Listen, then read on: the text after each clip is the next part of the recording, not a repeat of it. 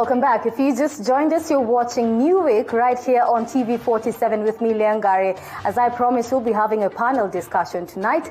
And I will begin by introducing the youth leader. I'm so proud to have you here, by the way. Ongam Lobi.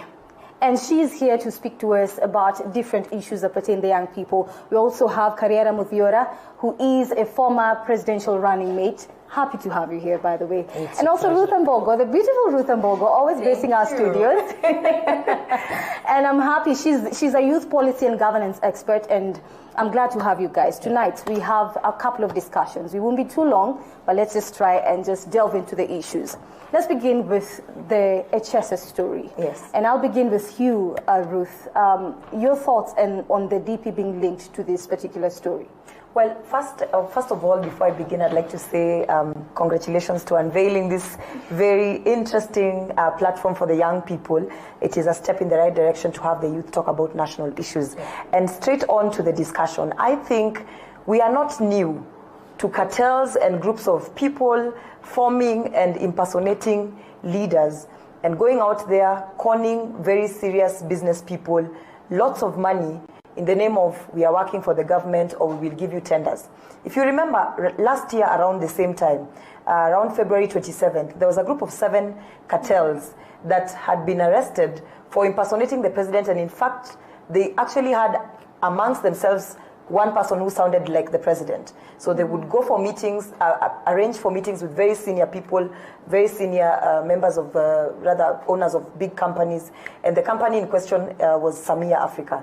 They would go with chase cars. They even had cars that had government number plates and pose as officials from State House and squandered, managed to get money from these people in very huge sums, to millions. So by the time they had already taken the millions, now the Samia Group of Africa leaders wrote to State House wanting to thank the president for awarding them a contract, rather awarding them a huge tender, only to realize that, they had been conned. So it's very unfortunate that we live in a day and age where sometimes politicians fall to certain traps. I am not sure as to whether the DP is a victim, or a victim or a participant in this. However, just to ask the question, it comes to mind the question that if you're innocent, you would not go to quite a long length to try and defend yourself when you're not under trial.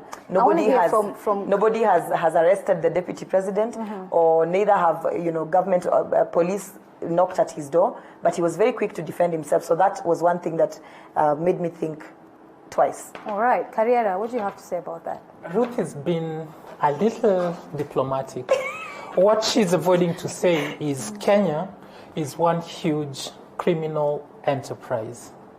That's what we are, because she just described how the office of the president, State House per se, was used to swindle an innocent citizen or company. And now we have this story. Allegedly. I think we should be bold enough to say, if you're going to take me to court for saying it as it is, then I'm ready. So there are things I won't have to say allegedly, because if it quacks like a duck, walks like a duck, then it most probably is a duck. And I would like to congratulate TV47 for taking the bold move and launching something new. What we need as a nation is a break from status quo, to do things differently, to call ourselves what we are, and that is the criminal enterprise, and then re-engineer this nation. Wow. So you ask me if we should talk about the deputy president. We talk about him and crime every other day. So the best way for us is, let's just look forward where we won't have our leaders being linked to crimes. You remember the gold scandal? Yes. You remember the Right Honorable's name being dragged into that, Wetangula and all that, and then we had Uhuru Kenyatta's bit of story, and now all fingers are directed at DP Ruto. Yes, allegedly, he may be a devil, but then he's not the only devil in that basket. So those pointing fingers need to first deal with the rot amongst themselves. Let me hear from Lobi here. You look at the leaders that we have. You're a young leader, youth leader. and you look at what we are seeing with our leaders currently, what would you say, as a young leader who's looking up to them and saying, what can I learn from them? It's unfortunate that we are having this kind of leadership in our country currently. And I'd say, as a young leader who's aspiring to be one time a national, in the national front, just fronting the issues of the common mwananchi, I'd say, looking at the current leadership, there's no one I'd say that I really look up to. And that's why I think we need... Muthiora Kariara? You'd find that they have... there are very few. What I'm trying to say, there are very few people that you'd look up to and say, I would really want to be this person because we are having more of the bad crop of leaders rather than the good crop. And every time we see the media amplifying the negative voices that we are seeing. For example, right now we are having this scandal of the firearms. Mm-hmm. At the same time, we are having the coronavirus menace in China. And we saw the ambassador speaking and saying, I need help. Right now, what we really need is divine intervention. So you really look at our priorities as a country, what we are really talking about in the media, and really it doesn't really meet the mark, to be honest. So I feel like we need to prioritize our things really well. And when you look at this scandal, for example, yes, I like the fact that we are talking about the DP being at the center of it. But my question is, how many times, and Ruth mentioned, we had a scandal whereby young people swindled Samia Group 10 million shillings, and they were mimicking the voice of the President of the Republic of Kenya, and State House was involved. Why didn't we see people questioning and saying the President should step aside? Why is it that we are being a little bit one-sided? And I'm not defending DP Ruto, I'm not affiliated to Tanga by any means, but why is it that we are very selective when it comes to pointing out the real issues that are affecting the Kenyan? So you feel there's some sort of disparity in highlighting these issues? Yes. Well, let me just take it back now, away from that. HS, of course, has said that perhaps he believes that there's a political plan, perhaps it's like a witch hunt. Mm-hmm. I want to hear from you, Kariara, what you would have to say about that. There's no witch hunt here, and it's actually disappointing that we are talking about Echesa. The only reason we're talking about Echesa is because of corruption. Echesa was picked from being a hooligan, put into public office to serve when we know he didn't even merit to be in that office. So it's regrettable that we are talking about Echesa. So anything he says, yes, he has the right, but then we should take it with a pinch of salt. There is a crime that was committed. The courts will determine that. But dragging politics into a matter that, in my opinion, is black and white. But he believes perhaps because he's somewhat having a relationship with the DP, perhaps he's being serialized, so to speak, because of his affiliation with the Deputy President. Do you think this is the case? No, it's not. It's true.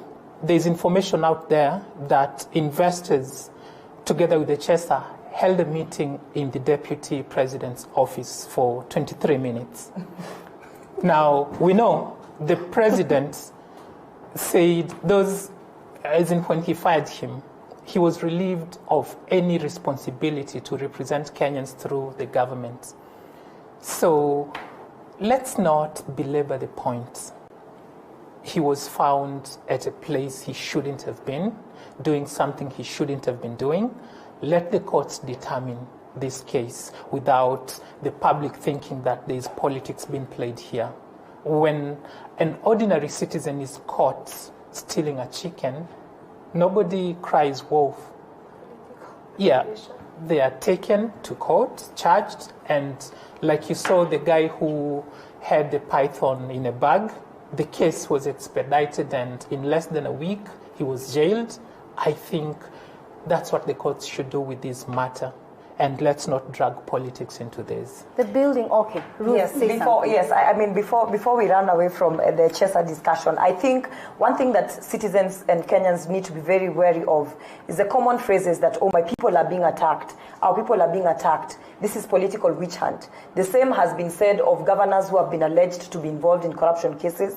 And it is usually a populist statement. It is a statement to whip your emotions, to have people stand by your side. And, I genuinely think that if anybody is innocent. The first statement one should be saying is, first of all, I believe I am innocent, and I invite the authorities to come and investigate me. Remember when Sonko, the allegations of corruption began floating, within our media houses. What did Sonko say? He said that, if indeed the EACC comes to knock on my door, I will present myself for investigation. Of course, he resisted, but at some point his words came to bite him in the back. And the other thing that I think the deputy president needs to do is that he needs to put his foot down and state what his stand on corruption is. Because a lot of times in the past, he's been seen hanging around and being very close to people whose names have been floated at the EACC and by the authorities for being involved in corruption or in scandals in one way or another. So he presents himself as a soft spot for anybody being involved in corruption to run to him, start appearing as if they're aligning to him, and then the moment the authorities knock on their door, the discussion becomes, my people are being targeted. I'm being targeted for being affiliated with the deputy president. In fact, the other thing that I would have expected as a Kenyan before we move to the next discussion is that when the moment this case came up and the deputy president had his office being mentioned in the story, the first thing he should have done is he should have said, first and foremost, if I'm not involved, I am not involved in this. If he is not involved, that one, I am not involved in this. Second, I am allowing the authorities to do their work, let them do their investigation. And third, as a person whose office is coming under disrepute and whose name is also being dragged down the mud, I open up investigations in my own office to find out who was responsible for allowing these people to get into my office to run the operations from my office, and whoever is responsible be fired. You get, so he needs to really put his stand down and say where he stands. Yes, and tell us exactly where he stands. I want us to move to the Building Bridges initiative, and I'll begin with our youth leader here. Do you feel that this document has included the youth adequately in the conversation? First of all, I'd like to acknowledge the fact that BBI is a very well thought out document. And I like the fact that Ruth is here. She was among the youths who are actually really involved in the process and just submitting their thoughts and recommendations to the task force. And so I'd say, from my point of view, I've seen the young people being engaged. I wouldn't say it's every young person in Kenya who's been involved in the process, because we've had representation from the particular groups of people, and youth have been among the people who've been represented. However, I don't feel like it has been able to address each and every issue that affects the youth. What are some of the issues you think that the BBI has not addressed?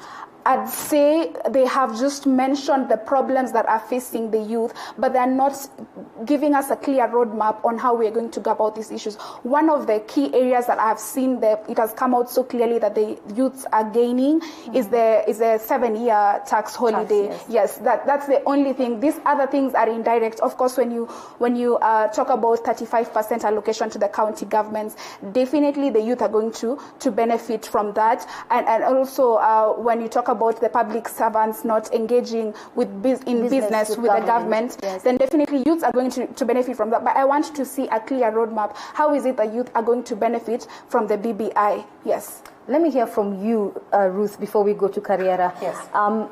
You being part of the task force, as Mulobi here has mentioned, I just want to understand. Some people feel that the BBI report was not necessary because some of the proposals have already been highlighted in the Constitution.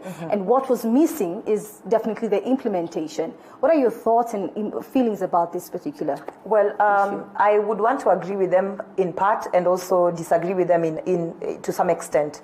We must understand where the Building Bridges Initiative proposal came from. It came from a handshake, which came at a time where Kenyans felt that they were divided along tribal lines, and our biggest discussion was lack of inclusivity.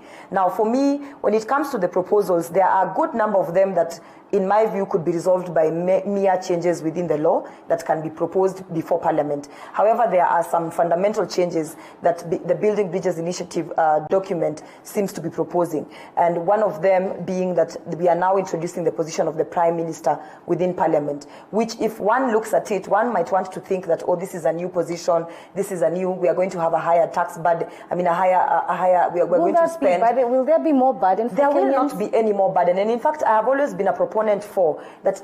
if there be need to invest in proper leadership, then let us go all out and invest in a proper leadership and a proper structure that shall deliver best for the country. Because remember, when we are talking about the position of Prime Minister being included within the BBI report, we are discussing having an extra, and it's not an extra seat, because remember, this is a member of parliament. And in fact, the report proposes and says that whoever shall become the Prime Minister shall not earn any extra salary as over and above what they will be earning as a member of parliament. It is basically just having a position whereby we can be able to have proper coordination between parliament and the executive, and other arms of government. But if you ask me again onto the propositions, I agree with Cesarine that some of the propositions, the youth have been bundled into the economic aspect of things. They've been bundled in that lens of let us look at how we can help them grow their businesses, how we can help them access funding, how we can help them get mentorship for their businesses. However, the bigger conversation becomes that if we do not discuss youth inclusivity when it comes to, for example, political inclusion, you're still creating further exclusion. That maybe for now women are saying, for example, you'd find at the moment the discussion we are having is tribal exclusivity, where certain tribes feel like they've not been included. And in the report, tribal exclusivity is what has been discussed at length. However, we are forgetting there's this age exclusivity, in the sense that you have a huge percentage of young people who form the vote basket, who majority of the population is the youth, but we are not discussing inclusivity of the youth in key aspects. So what we are saying, the report is not, what we are saying is that the report is not perfect. There are great, but it has some good things and some things there have are been wonderful left things out. in it, and this is why the second process is very important, that the youth can come together and say, over and above what the initial draft has proposed to us, we think, for example, in my view, I think we need to have a youth commission, a properly constituted youth commission, youth-led, youth-centric, driving and trying to steering for the youth agenda, and monitoring how youth is included in entire government activities. All right. Kariara, I want to hear from you about the BPI report, your own general thoughts about the report. The handshake is the best thing that has happened to this nation in a long time, because in a single event, all the hostilities that Kenya was experiencing ceased. Now, the BBI process, when it was conceived, in my opinion, and I have said this in several forums, it was a bribe that was given to the Right Honorable Raila Odinga. And look at it clearly. They had ample opportunity to get everything right, but they started by excluding the youth to begin with amongst other groups. They had a chance to correct that when it came to gathering views on the views they had collected in the first phase. They did not correct the mistake. So this bribe that was given to these elite people, I'm not in favor of, because as a nation, we've had a constitution for the last almost 10 years, but then the implementation has not been 100%. It has not been impartial. There are things that could easily have been done, but they have not been implemented because they are not the interests of those in power. Now, even if all the recommendations in the report are perfect, we know, given the leadership we have today, implementation will be a problem? Implementation will be a problem. So Kenya's problem is not that we do not have the right framework in policy, legal or otherwise. It's the leadership. That's where the problem is. Ruth, yes, you are part of the task force, is what Mulubi here has mentioned. But I just want to ask this question, which I know very many people are asking out there. How do the young people stand to benefit from the BBI report? Well, I always say that the narrative that is being pushed by the youth, that the process was not inclusive by us, was not inclusive of us, so we should not be a part of it, is a very dangerous narrative, in the sense that, well, the train might have taken off, but there is still a chance to onboard the train. So for me, the interest that the youth should be focused on is what already has been promised in the report, and holding onto it, talking about it, discussing how best the same can be delivered. But how do they stand to benefit? I think that's the question that many are asking. Well, and I guess the question is, what is in it for the young people? What is in it for them? What is in it for the young people is that we have a whole section, as Cesarine had mentioned, about taxation. We have a discussion. There was a whole section where the report was proposing for the establishment of a foundation a charitable foundation by private sector members, and the foundation is supposed to offer mentorship to young business owners and supposed to help them access funds. Young business owners. There's an entire section on the government investing in ensuring that every young person accesses basic education level to the secondary school level of education. There are talks about ensuring that political parties include the young people on their party lists. There are discussions about, in short, there is a number of provisions, but my opinion still stands that this second chance is a proper opportunity for us to discuss that which is not in the report for us as the youth. Now, just allow me to rebut something she has said. If I'm to accept her invitation and appear before the task force, one recommendation I would present them, which I'm sure they would not carry, so I won't even attempt, is that the leadership we have today, if you have served in this regime or the previous regimes, as we've seen how spectacularly they have let Kenyans down, is that all those who have served should not be allowed to hold office or run for office. Because you'll tell me, since you've been around, our problems have been caused by this crop of elite leaders we have today. So they cannot be the same people to provide solutions. So that's why my appeal to everyone who's following the BBI process keenly is sit back and reflect on a different thing that does not include the people we have today. That's the only way we can move this nation forward. And this is the conversation that Kenyans are having, although in hushed tones. We are tired of being taken in circles. Our problems are caused by these people who are pretending to now want to provide a solution. It won't be a solution. And yet they can maybe be the problem. Let's just hear from you, Ndobi. I think it's important for the youth of this country to actually be part of this process and to give their views. Thing is, most youth distance themselves from issues of national importance and such conversations that really matter. And you'll agree with me that most youth actually do not know that there's a provision, 30% when it comes to the procurement process, 30% should go to the women, youth, and persons with disabilities. Most youth do not know this. And so when the challenge becomes when you're ignorant of the things that are happening, then you're not even able to claim your space. Yeah. You're not able to claim and say, I know this is what is supposed to happen to this crop of people, and therefore it is not happening. Therefore, I'm demanding this as a right. It is my right. So when we exclude ourselves, do you think the young people are like that? They don't look interested in knowing about the issues that are affecting them directly or even indirectly sometimes. I think it's just because of motivation or something like that. There's lack of motivation because, as we've said, these things are on paper. There's so many things that are regarding youth policy, employment. So how do you think you can engage the young people so that they start taking part in this conversation? But we are here as young people, and we are in circles, and we influence other people in our circles. So that is how we will get to reach each and every youth to come on board on this conversation. All right. Yes. Now, one thing, the steering committee on the implementation of the BBI shall hold an institutional stakeholders consultation forum tomorrow. And the purpose is to validate the report of the Building Bridges Initiative Task Force. You are part of that task force, so you must. Well, you are part of it in the beginning. Yes. But what do you think is likely to come out from this particular meeting tomorrow?